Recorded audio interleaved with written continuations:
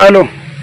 एक पुरानी कहावत है, जिसने की शर्म उसके फूटे करम।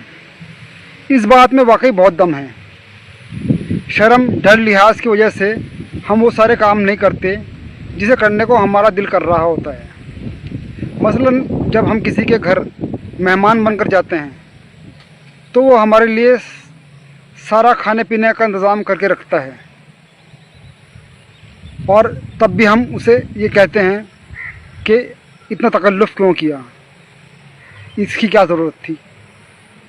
और जब वो सारा खाने पीने का सामान हमारे लिए टेबल पर रख देता है और एक समोसा अलग से प्लेट में निकाल कर हमें देता है, तब भी हम ऐसे ही खामोश और चुपचाप बैठे रहते हैं।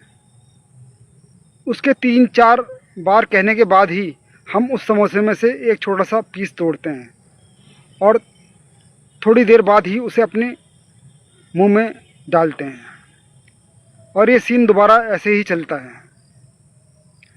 और इसके बाद टाइम ख़त्म हो जाता है और वो समोसा जिस पर हमारा नाम लिखा था वो ज़ाया हो जाता है। और कभी कभी इसका उल्टा भी होता है। जब हमारा पेट भरा हुआ होता है या हम बीमार होते हैं, तब भी हम दूसरों के कहने पे वो सब चीज़ें खा लेते हैं जो हमें नहीं खानी चाहिए थी। और भी ऐसे बहुत से काम हैं जो हम डर और शर्म की वजह से नहीं करते।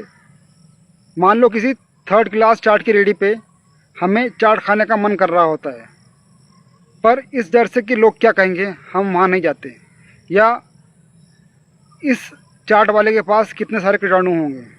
हो सकता है उस चाट वाले के पास कुछ कीटाणु हों, पर जो डर के कीटाणु हमारे अंदर होते हैं उसका क्या।